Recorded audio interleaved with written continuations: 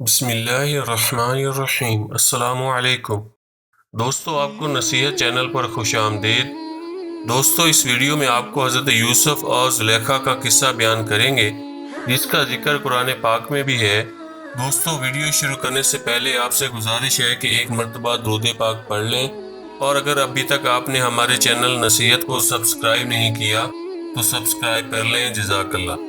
حضرت یوسف علیہ السلام کو جب ان کے بھائیوں نے کنویں میں ڈال دیا تو ایک شخص جس کا نام مالک بن زور تھا، جو مدین کا باشندہ تھا، ایک قافلہ کے ہمراہ اس کنویں کے پاس پہنچا اور اپنا ڈول کنویں میں ڈالا تو حضرت یوسف علیہ السلام نے اس ڈول کو پکڑ لیا، اور مالک بن زار نے آپ کو کنویں میں سے نکال لیا تو آپ کے بھائیوں نے اس سے کہا کہ یہ ہمارا بھاگا ہوا غلام ہے، اگر تم اس کو خرید لو تو ہم بہت ہی سستا تمہارے ہاتھ بیچ دیں گے۔ چنانچہ ان کے بھائیوں نے صرف 20 درہم میں حضرت یوسف علیہ السلام کو بیچ ڈالا، مگر شرط یہ لگا دی کہ تم اس کو یہاں سے اتنی دور لے جاؤ کہ اس کی خبر بھی ہمارے سننے میں نہ آئے۔ مالک بن زور نے ان کو خرید کر مصر کے بازار کا رخ کیا اور بازار میں ان کو فروخت کرنے کا اعلان کیا۔ ان دنوں مصر کا بادشاہ دیان بن ولید املیکی تھا، اور اس نے اپنے وزیر اعظم کدفیر مصری کو مصر کی حکومت اور خزانے سونپ دیے تھے، اور مصر میں لوگ اس کو عزیز مصر کے خطاب سے پکارتے تھے۔ جب عزیز مصر کو معلوم ہوا کہ بازار مصر میں ایک بہت ہی خوبصورت غلام فروخت کے لیے لایا گیا ہے اور لوگ اس کی خریداری کے لیے بڑی بڑی رقمیں لے کر بازار میں جمع ہو گئے ہیں، تو عزیز مصر نے حضرت یوسف علیہ السلام کے وزن کے برابر سونا اور اتنی ہی چاندی اور اتنا ہی مشک اور اتنے ہی حریر قیمت دے کر خرید لیا، اور گھر لے جا کر اپنی بیوی زلیخا سے کہا کہ اس غلام کو نہایت ہی اعزاز اور اکرام کے ساتھ رکھو۔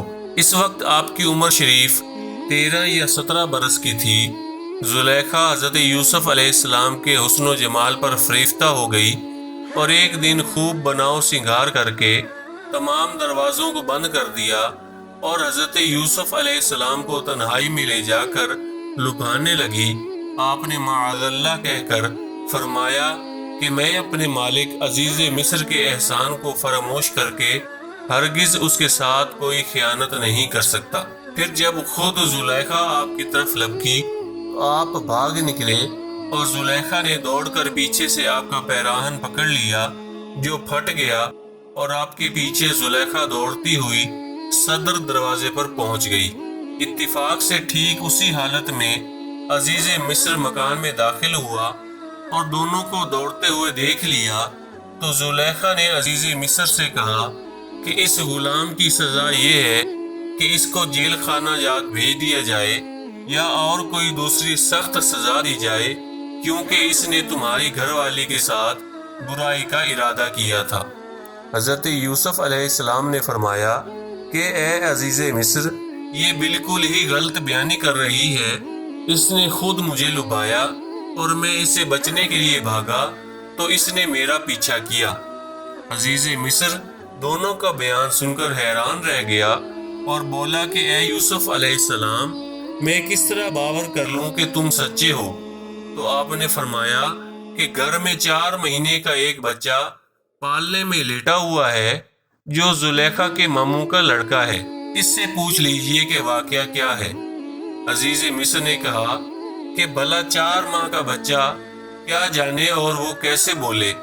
تو آپ نے فرمایا کہ اللہ تعالیٰ اس کو ضرور میری بے گناہی کی شہادت دینے کی قدرت عطا فرمائے گا، کیونکہ میں بے قصور ہوں۔ چنانچہ عزیز مصر نے جب اس بچے سے پوچھا تو اس بچے نے بآواز بلند فصیح زبان میں یہ کہا، ان کان قمیصہ قد من قبل فصدقت وهو من الكاذبین وان کان قمیصہ قد من دبر فکذبت وهو من الصادقین۔ ترجمہ: گواہی دی کہ اگر ان کا کرتا آگے سے پھٹا ہوا ہے تو عورت سچی ہے اور انہوں نے غلط کہا، اور اگر ان کا کرتا پیچھے سے چاک ہوا تو عورت جھوٹی ہے اور یہ سچے۔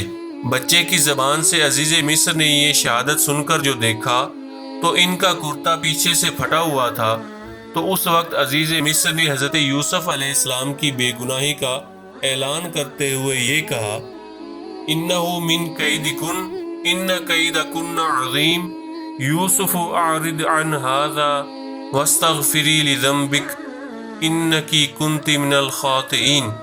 ترجمہ: بے شک یہ تم عورتوں کا فریب ہے، بے شک تمہارا فریب بڑا ہے۔ اے یوسف تم اس کا خیال نہ کرو، اور اے عورت تو اپنے گناہ کی معافی مانگ، بے شک تو خطا واروں میں ہے۔ اللہ پاک ہم سب کو نفس و شیطان کی فریب کاریوں سے بچائے، آمین۔ دوستو ویڈیو پسند آئی ہے تو اسے لائک اور شیئر بھی کر دیں۔ جزاک اللہ۔